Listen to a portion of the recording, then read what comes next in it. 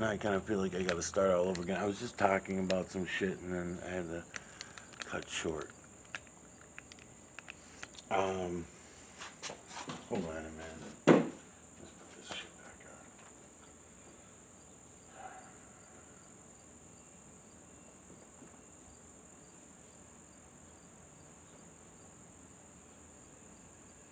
on. Alright, I'm going to put these assholes back on. I got to find somebody else to do a series to. I don't know who I'm going to do it to. I just sick of listening to these fucking guys, man. Maybe I'm just having a bad fucking day, man. In the last video, I was just trying to finish up some thoughts about the sound resonances. The long and the short of it all is that I found and I realize now that some of these other human builds were built to control sine waves, sound resonance, or at earlier times before the automobile, before the air conditioner, before we were running everything at 50 to 60 hertz like we do today. So even when I turn on this volume on this laptop, whatever the fuck I got going here, tablet, whatever it is, I'm ready to press play. But think about it. Even with all the sound resonances of their voices coming out of this box, also there's a silent sound coming out of there. I'll describe it as that, which is the 50 to 60 hertz that all these appliances run on. Everything we use, we start a light bulb, we turn on a light, it's throwing out 50 to 60 hertz. So this 50 to 60 hertz is something major to that. I'm starting to learn more and more about it. And thanks to Rick from the Tripping Sponge, when he went and looked himself, he only could find a railroad that was running at 6 to 7 hertz in his area.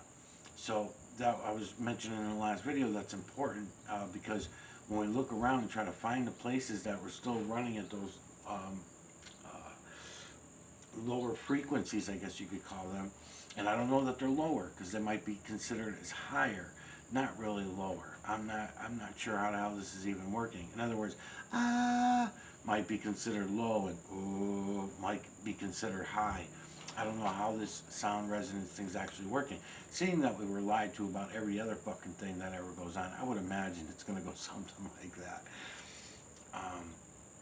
But even when I press the play button, we're going to be getting our sound from these guys' voices from a box and a speaker that runs 50 to 60 hertz, that comes out of an outlet that's running 50 to 60 hertz, that ties into a telephone pole that's servicing us 50 to 60 hertz. Everything runs at 50 to 60 hertz.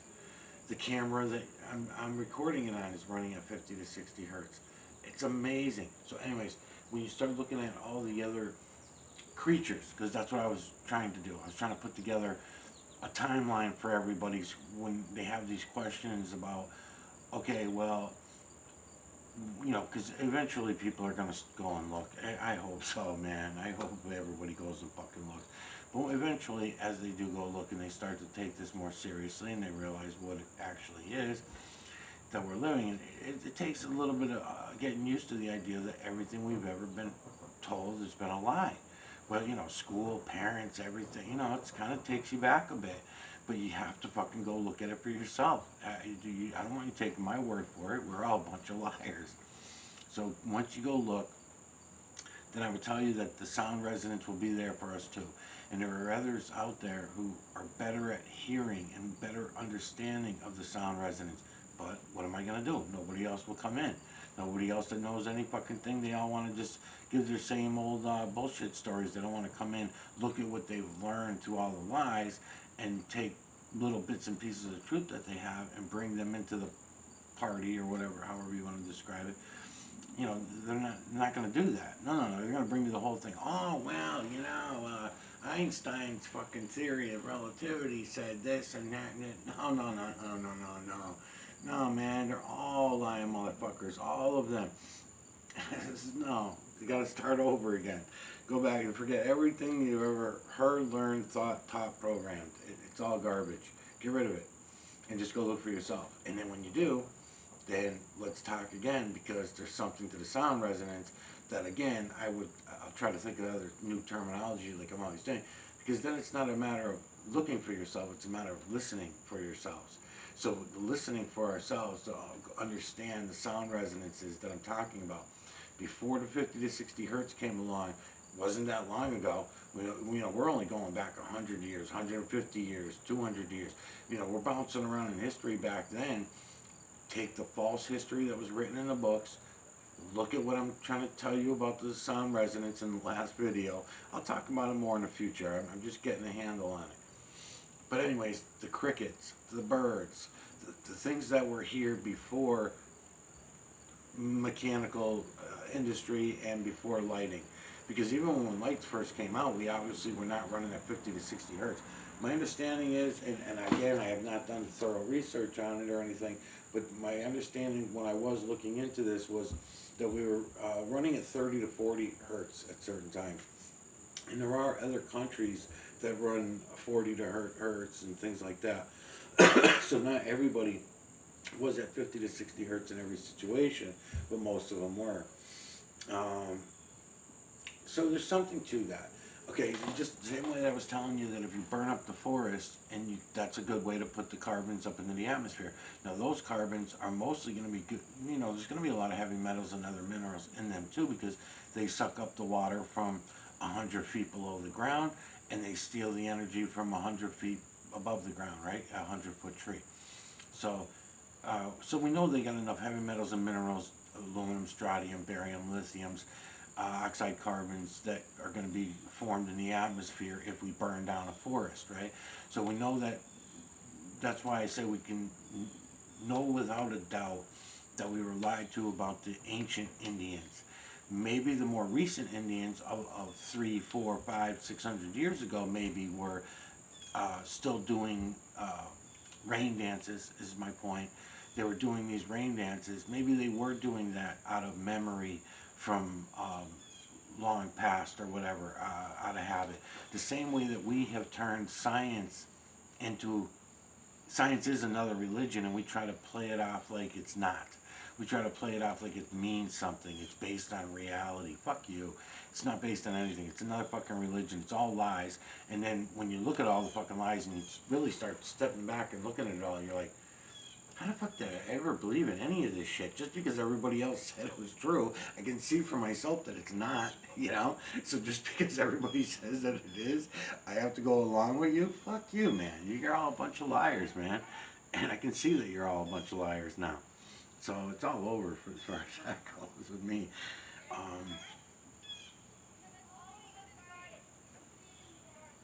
Anyways, you listen to the sound resonance that these crickets kick off, right?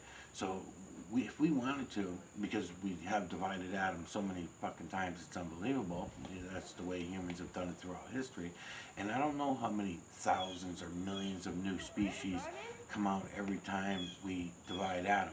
Because as I explained in other videos, every time humans divide atom, we come back up after the smoke clears, and we come back up with new species.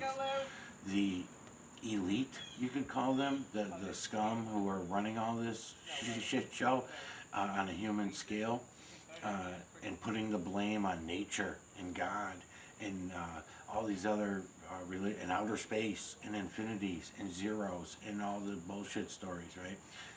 So you keep getting distracted by the kids.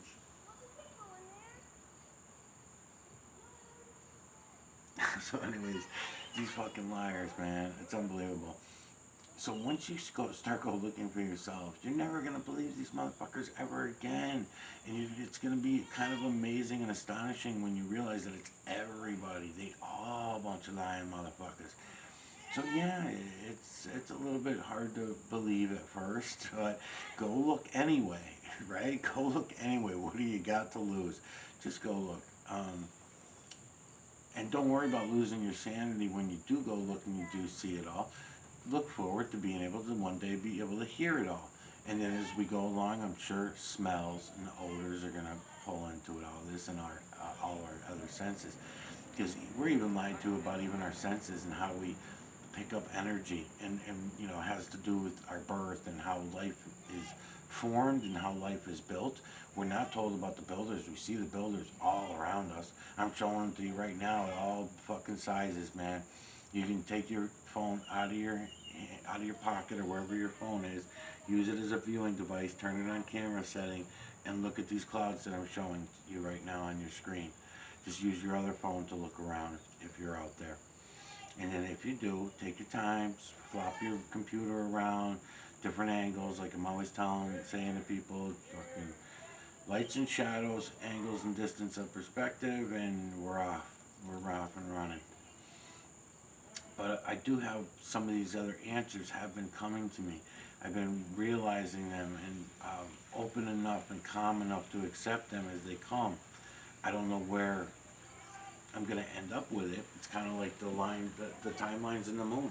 The timelines in the moon, it's a given, man. It's a fucking given. I still have to figure out a little bit more about them in order to be able to get people to the next level, I guess. But big deal. I already got a good gist of it. It's just a matter of time.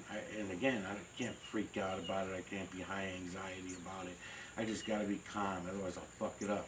So I'm going to sit there with the moon on print with a piece of plastic, and I'm just going to keep doing all the lines, do all the timelines first, and as I go along over the next couple months, I'll start grabbing more and more moon videos, and then I'll start looking at the lines in the moon videos that I do and compare them to the lines that I have on the plastic. If I end up with, I'm assuming I'll end up with a small percentage of the timelines, because it's only 1 year, and I'm only going to be doing 2 months out of the 1 year, you know what I mean? So if this is going on for thousands and thousands of years before, you know, maybe there's a natural reset that happens too. Maybe a natural reset happens, I don't know. But I know that if there's a natural reset that does happen from the false creator/creator, it's definitely not from the creator, because I don't believe so. I would not believe so anyways yet. But if there even was a possibility that it was them that do some of the resets, then we would see it in the imagery. We would see it in the imagery everywhere. Now, you're talking, I've been looking for 5 years. I look at billions a day, billions and billions of these images fucking everywhere I go, right? So in the trees, in the forest, in the ground, and I'm looking at somebody's arm. I'm standing in line at the store. I'm looking in the skin. I'm looking at, you name it, crumpled up paper, deep down in, microscopic, big stuff, little stuff. Right? It's no big deal. It's not a big deal. All I'm doing is I'm confirming. Okay, do I see anything other than the feline, canine, rodent, ape, human, and beast? Do I see any body imagery anywhere other than the moon? And when I do see body imagery anywhere else other than the moon, it just goes clink, and it's in my back of my head. Some are more impressive than others. Some are cloudy-ish. Some are not full. Some are, you know, I need fingers, toes, all that kind of shit. Maybe even a penis or a vagina would be nice. Breasts are always nice to have. You know, all these different things need to be in the imagery for me to count it as a body image. I can't just willy-nilly it, because it doesn't do, otherwise I'll just say it could be, you know what I mean? So again, that comes back to me seeing what I want to see. You know, maybe if I wasn't shown you know, 30, 40, 50 movies in my lifetime with Native American Indians with feathers sticking out of their hair with a thing on it, maybe I would not get that out of the Native American Indian I was talking about the other day in the moon. The Native American Indian, I guess is what I want to call him, because the nose matches, the eyes match, the hair, you know, matches, and all that kind of stuff. But there was some face paint that was on his face. I'll go back to it again. It's no big deal. I can go to it any time, because it's in the moon. It's not like the clouds where they're always rolling by. And changing and being built as they're being built, because they're not like the moon. So anyways, the reason why there was only 5 in the last 5 years is my guesstimate. I meant to point out, all the distractions are unbelievable. The face paint is what I was saying makes it different. It's kind of like in the Candace Owens series that I was trying to explain about the imagery. It's always faces. So even male and female, the true creator does not see us as male and female. The true creator doesn't even see us as individuals. The true creator sees everything as one. It's thanks to the false creator slash creator that we have individualism, a bio world of individualism. And it's thanks to the human construct and the human influence of the main controllers, is the best name, I guess, word I can give you to what they would be. But there's a lot of smaller controllers and also a zillion programmers. Everybody's a fucking programmer in every facet of life. It's amazing to watch it all happen. So I've called out every nationality now. The only ones I can think of is the Native Indians are the only ones that I can think of, and I'm sure I missed some others too. Generalizing the nationalities. I mean, I could go island by island. I could go, do it like that and go around. But like Hawaiian natives, I've never called out a Hawaiian native. I don't know a lot of these natives, so there are no. Every once in a while, you get a famous actor or actress or something like that. You know who I might go for on the next series is I'm thinking too might be a good idea is I have a famous cousin.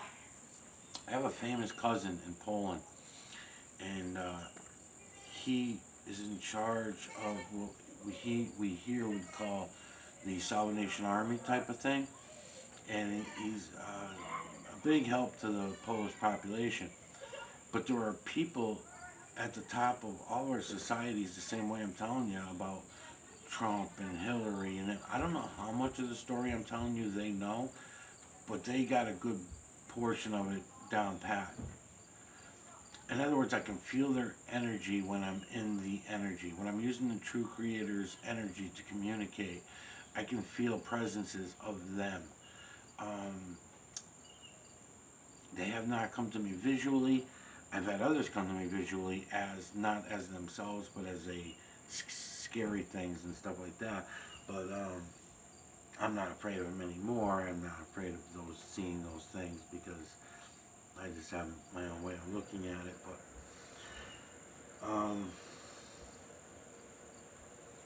so the point of the last video, I guess I was trying to make about looking at everything electrically, because we don't want to look at them as all bio anymore.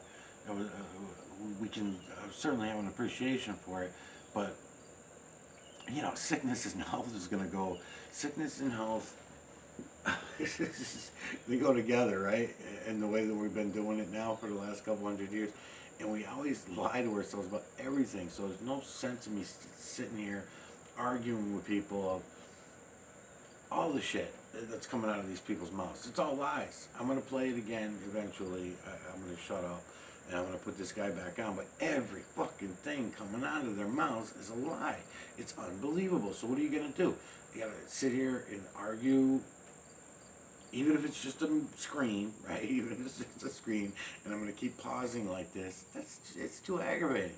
Just know that when I say everything, that's a literal statement. It's a literal statement. Everything is a fucking lie. So go look and start all over again. It's not a big deal. It's not as big of a deal as you think.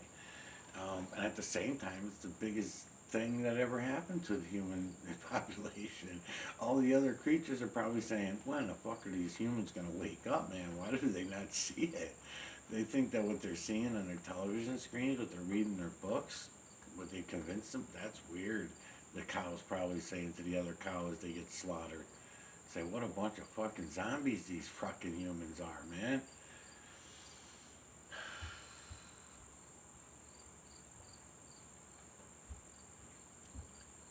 Yeah, so all the other sound resonances that the other creatures make, and I learned a lot about that. See, because the crickets are one of and the birds. The crickets and the birds are two big ones.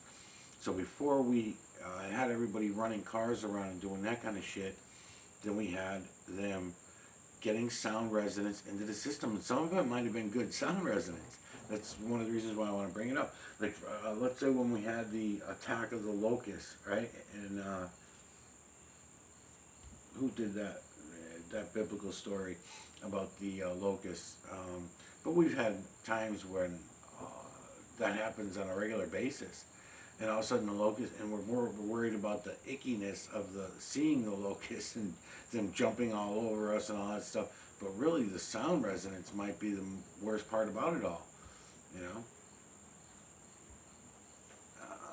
And it goes for a lot of things. Fire, yeah, a crackling fire has a nice sound resonance to it. It sounds nice. It has odors to wood depending on what wood you're burning. So you're going to get pleasure out of hearing sounds of wood burning and a nice crackling fire compared to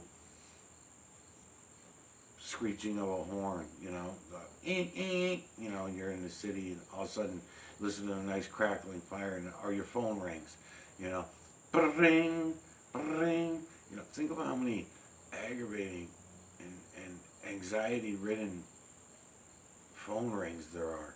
They're all anxiety-ridden, really. You could try to put the most calmest song on your phone, and as soon as you hear it, now it's going to be anxiety, because it's going to, unless you're one of the opposites. If you're one of the opposites, then it'll be like, oh my God, it's all about me. But usually, most people, it's, oh fuck, man, I got, you know, we're locked to that phone. We're locked into it. Where am I at?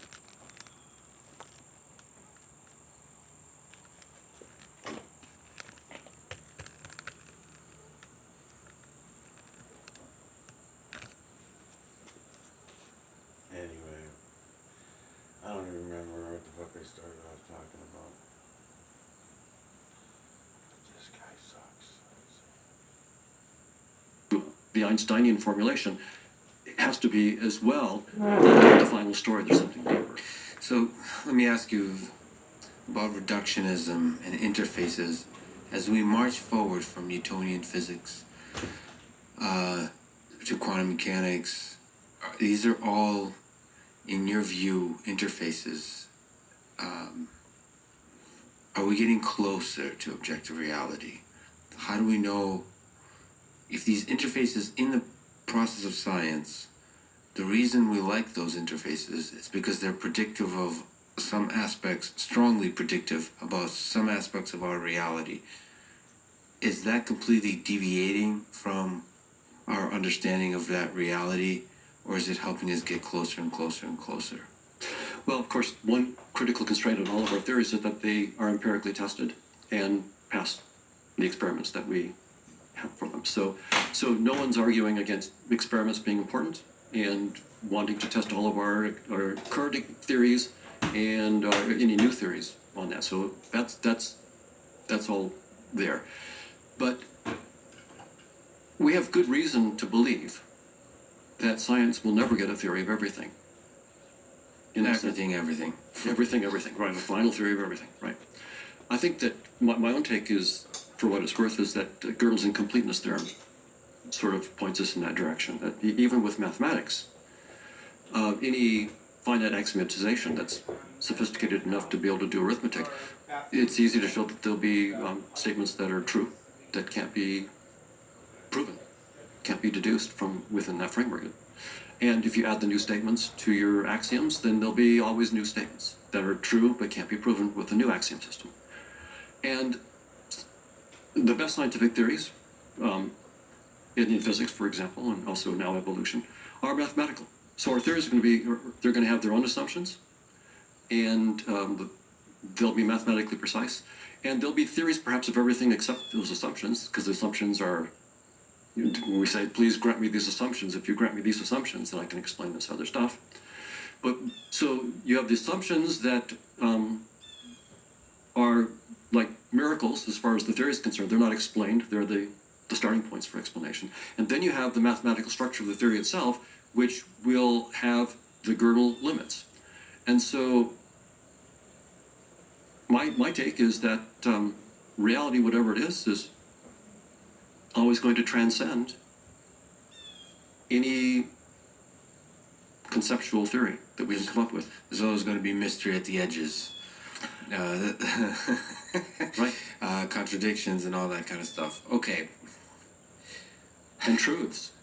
So there's this idea that is brought up in the financial space of settlement of transactions. It's often talked about in cryptocurrency, especially. So you could do, money, cash is not connected to anything.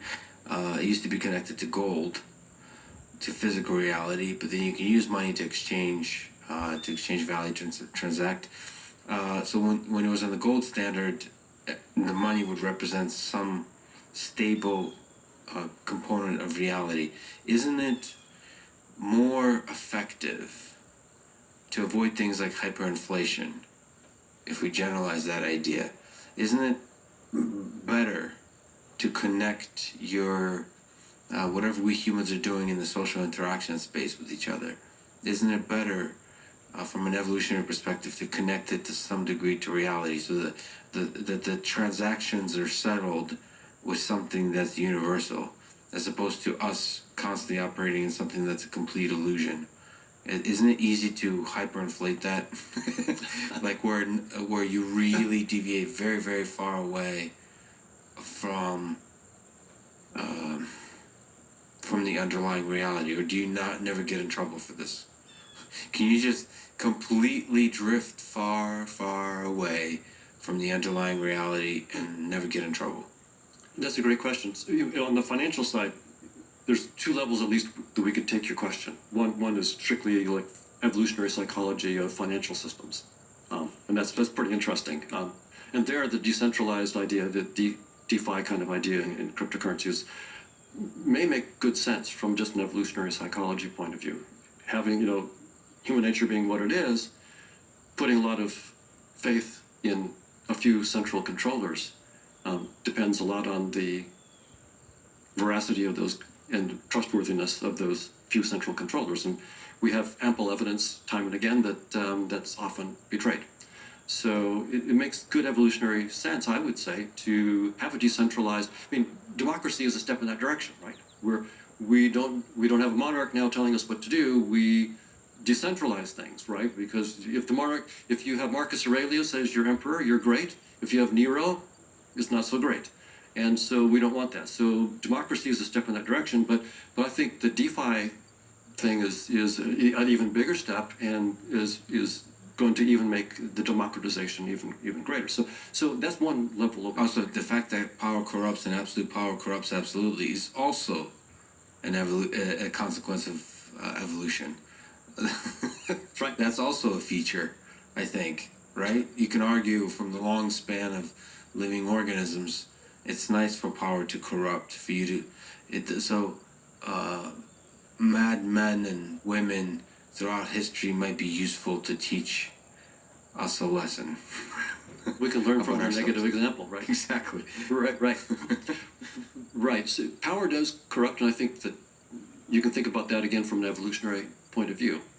But I think that your question was a little deeper when that was, does the evolutionary interface idea sort of unhinge science from some kind of important test for the theories, right? We don't want, it doesn't mean that anything goes in scientific theory, but there's no, if we don't see the truth, is there no way to tether our theories and test them? And I think there's no problem there. We can only test things in terms of what we can measure with our senses in space and time. So we're going to have to continue to do experiments, but we're going to understand a little bit differently what those experiments are. We had thought that when we see a pointer on some machine in an experiment, that the machine exists, the pointer exists, and the values exist even when no one is looking at them, and that they're an objective truth. And our best theories are telling us no.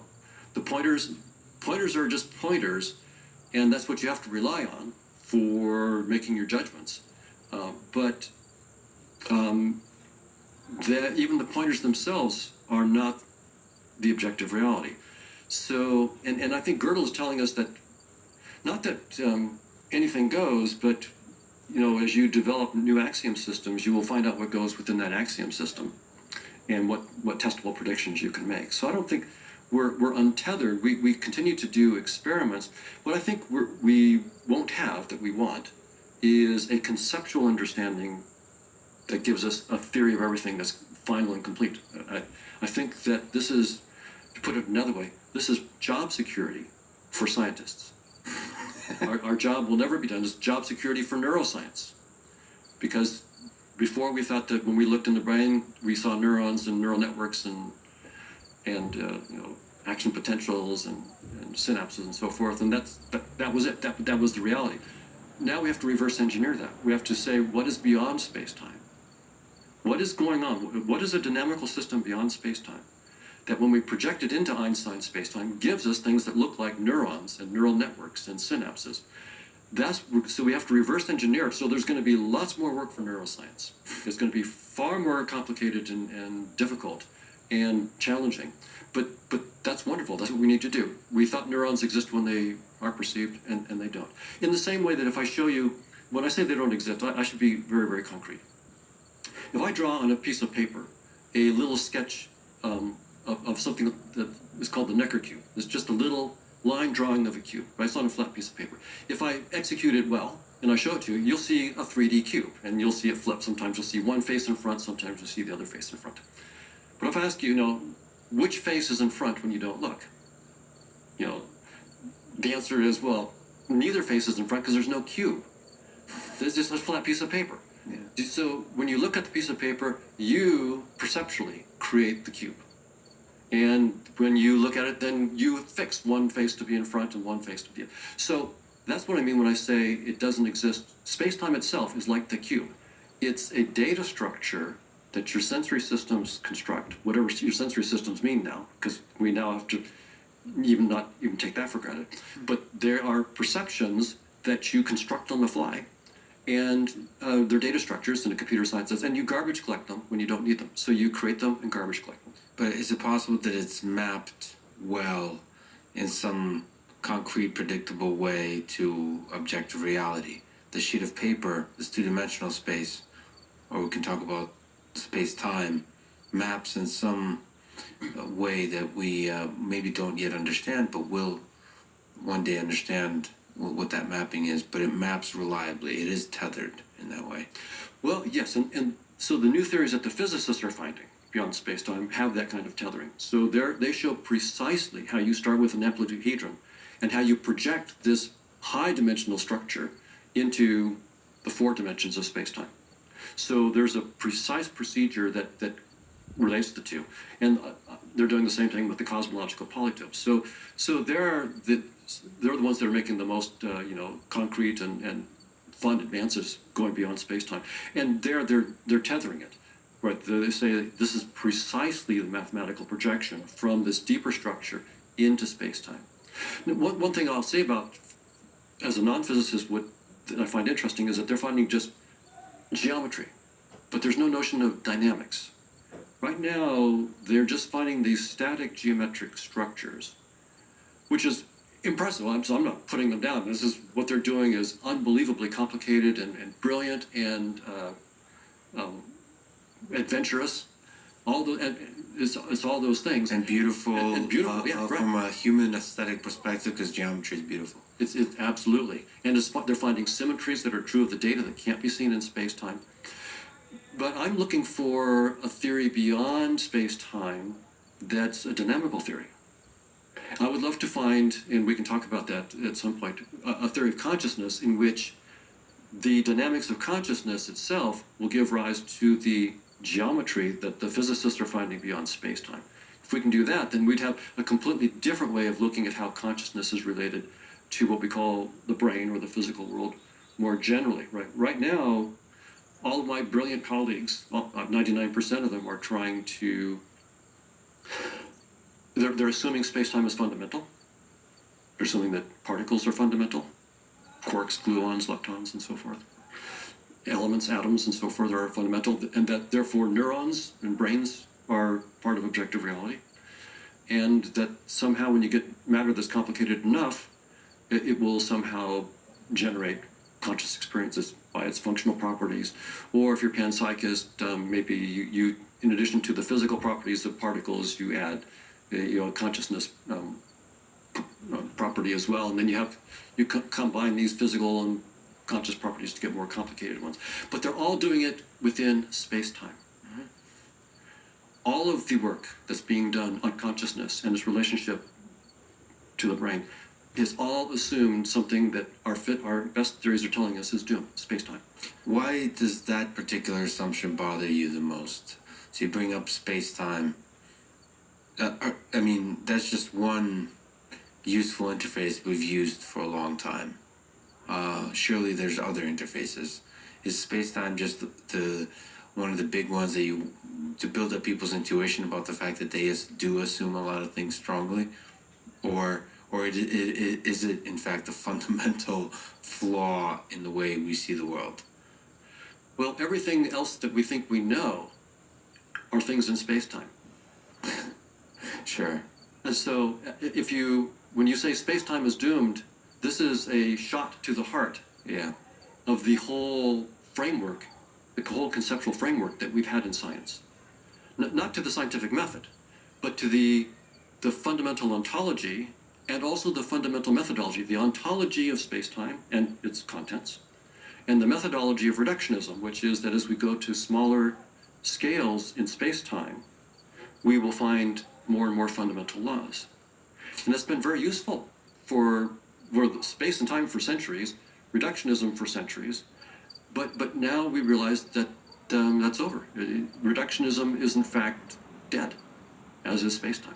What exactly is reductionism? What is the process of reductionism that is different than some of the physicists that you mentioned that are trying to let go of the assumption of space-time, looking beyond? Isn't that still trying to come up with a simple model that explains this whole thing? Isn't it still reducing? It's a wonderful question because it really helps to clarify two different notions, which is scientific explanation on the one hand, and a particular kind of scientific explanation on the other, which is the reductionist. So the reductionist explanation is saying, I will start with things that are smaller in space-time and therefore more fundamental, where the laws are more fundamental. So we go to just smaller and smaller scales. Whereas in science more generally, we just say, like when Einstein did the special theory of relativity, he's saying, let me have a couple postulates. I will assume that the speed of light is universal for all observers in uniform motion, and that the laws of physics, for uniform motion, are that's not a reductionist. Those are saying, grant me these assumptions, I can build this entire concept of space-time out of it. It's not a reductionist thing. You're not going to smaller and smaller scales of space. You're coming up with these deep principles. Same thing with this theory of gravity, right? It's the falling elevator idea, right? So this is not a reductionist kind of thing. It's something different. So simplification is a bigger thing than just reductionism. Reductionism has been a particularly useful kind of scientific explanation, for example, in thermodynamics, right? Where the notion that we have of heat, some macroscopic thing like temperature and heat. It turns out that Boltzmann and others discovered, well, hey, if we go to smaller and smaller scales, we find these things called molecules or atoms, and if we think of them as bouncing around and having some kind of energy, then what we call heat is really can be reduced to that, and so that's a particularly useful kind of reduction, is a useful kind of scientific explanation that works within a range of scales within space-time. But we know now precisely where that has to stop, at 10 to the minus 33 centimeters and 10 to the minus 43 seconds. And I would be impressed if it was 10 to the minus 33 trillion centimeters. I'm not terribly impressed at 10 to the minus 33 centimeters. I don't even know how to comprehend either of those numbers, frankly. Just a small aside, because I am a computer science person, I also find cellular automata beautiful. Yes. And so you have somebody like Stephen Wolfram, who recently has been very excitedly exploring a proposal for a data structure that could be the numbers that would make you a little bit happier in terms of scale, because they're very, very, very, very tiny. So do you like this space of exploration, of really thinking, letting go of space-time, letting go of everything, and trying to think what kind of data structures could be underneath this whole mess? That's right. So if they're thinking about these as outside of space-time, then that's what we have to do. That's what our best theories are telling us. You now have to think outside of space-time. Now, of course, I should back up and say, we know that Einstein surpassed Newton, right? But that doesn't mean that there's not good work to do on Newton. There's all sorts of Newtonian physics that takes us to the moon and so forth, and there's lots of good problems that we want to solve with Newtonian physics. The same thing will be true of space-time. We'll still, it's not like we're going to stop using space-time. We'll continue to do all sorts of good work there.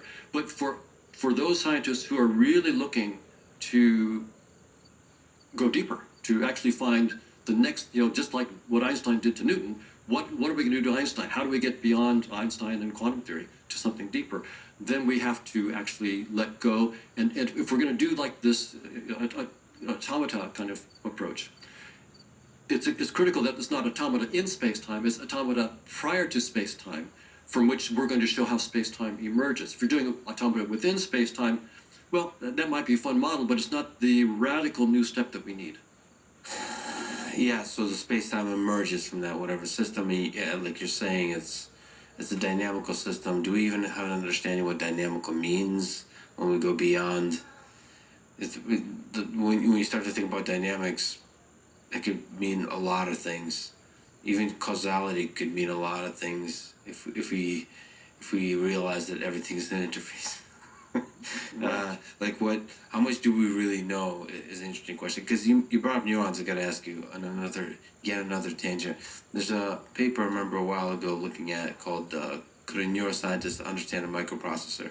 And I just enjoyed that thought experiment that they provided, which is it's a couple of neuroscientists, Eric Jonas and Conrad Cording, who use the tools of neuroscience to analyze a microprocessor, so a computer chip. If we lesion it here, what happens and so forth. And if you go and lesion in a computer, it's very, very clear that lesion experiments on computers aren't going to give you a lot of insight into how it works. And also the measurement devices and the kind of sort of just using the basic approaches of neuroscience, collecting the data, trying to intuit about the underlying function of it. And that helps you understand that our scientific exploration of concepts, depending on the field, are maybe in the very, very early stages. I wouldn't say it leads us astray.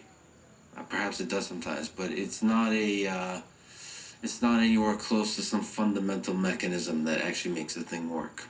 I don't know if you can sort of comment on that in terms of using neuroscience to understand the human mind and neurons. Are we really far away potentially from understanding in the way we understand the transistors enough to be able to build a computer? So one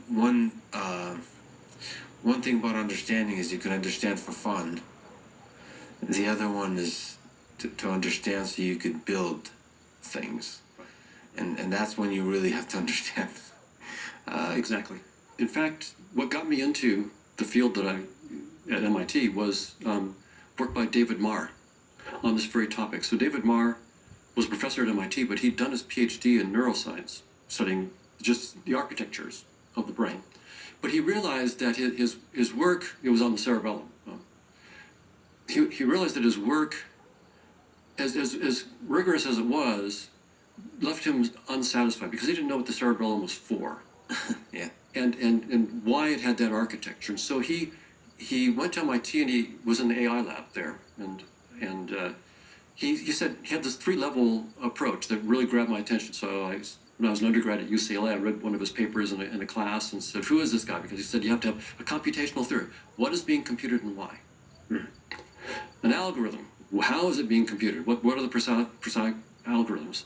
And then the hardware. How does it get instantiated in the hardware? And so to really do neuroscience, he argued, we needed to have understanding at all those levels. And that really got me. I loved the neuroscience, but I realized this guy was saying if you can't build it, you don't understand it effectively. And so that's why I went to MIT. And I had the pleasure of working with David until he died just a year and a half later. So there's been that idea that, with neuroscience, we have to have, in some sense, a top-down model of what's being computed and why, that we would then go after. And the same thing with trying to reverse engineer, a computing system like your laptop. We really need to understand what the user interface is about and what are keys on the keyboard for and so forth. You need to know why to really understand all the circuitry and what it's for. Now, evolution by natural selection does not tell us the deeper question that we're asking, the answer to the deeper question, which is why. What's this deeper reality and what's it up to and why? All it tells us is that whatever reality is, it's not what you see. What you see is just an adaptive fiction. So just to linger on this fascinating, bold question that shakes you out of your dream state, does this fiction still help you in building intuitions, as literary fiction does, about reality? The reason we read literary fiction is it helps us build intuitions and an understanding in indirect ways, sneak up to the difficult questions of human nature. Great fiction. Same with this observed reality. Does this interface that we get, this fictional interface, help us build intuition about deeper truths of how this whole mess works? Well, I think that each theory that we propose will give its own answer to that question, right? So when the physicists are proposing these structures like the antitetrahedron and cosmological polytope, associahedron, and so forth, beyond space-time, we can then ask your question for those specific structures and say, how much information, for example, does evolution by natural selection and the kinds of sensory systems that we have right now give us about this deeper reality, and why did we evolve this way? We can try to answer that question from within the deep. So there's not going to be a general answer. I think what we'll have to do is posit these new deeper theories and then try to answer your question within the framework of those deeper theories, knowing full well that there will be an even deeper theory. So